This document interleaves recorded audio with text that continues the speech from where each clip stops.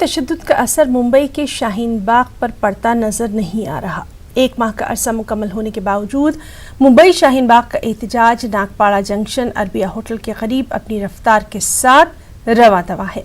मुंबई शाहीन बाग में मुंबई के मुख्तलिफ इलाकों की खवातीन एहतजाज में शामिल होती हैं। एहतजाज की क़यादत खवातीन ही कर रही हैं और पुरअमन तरीके से अपने मुतालबात पेश कर रही हैं।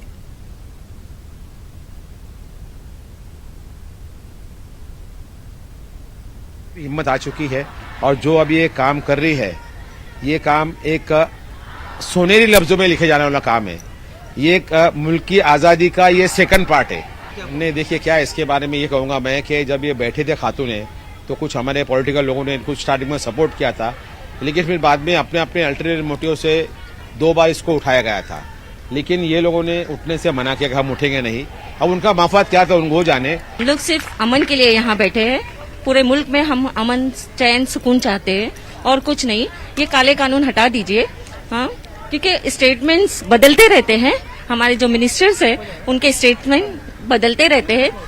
जैसे कि आज मैं मुंबई बाग में खड़ी हूँ, यहाँ पे आज 1 महीना पूरा कंप्लीट हो चुका है। इस 1 महीने में हमने बहुत चीज़ें फेस की हैं, बहुत सारे इश्यूज फेस किए हैं। मैं कुछ इश्यूज बताना चाहूँगी। पहली चीज़ है कि आप अगर देख सकते हैं तो हम ऐसे रोड पे है जो अंडर कंस्ट्रक्शन था, तो हमारे ऊपर बीएमसी का प्रेशर बहुत ज़्यादा था।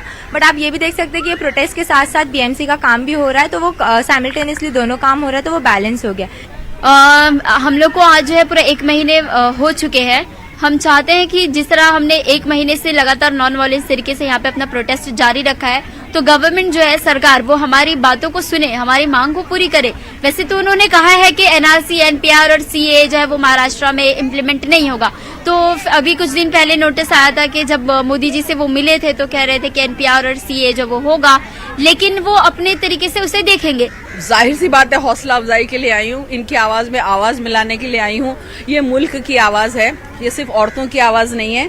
और दूसरी बात, इनको सलाम बोलने आई हूँ कि जो इनका हौसला है और औरतों ने जो आज अपने औरत होने का सच में सबूत दिया, औरत क्या ये बता दिया है। और इसलिए भी आई हूँ कि जो जितने सो कॉल्ड बड़े बड़े कवि थे और जो मर्द थे और जो रहनुमा थे, वो कहाँ हैं आज की डेट में।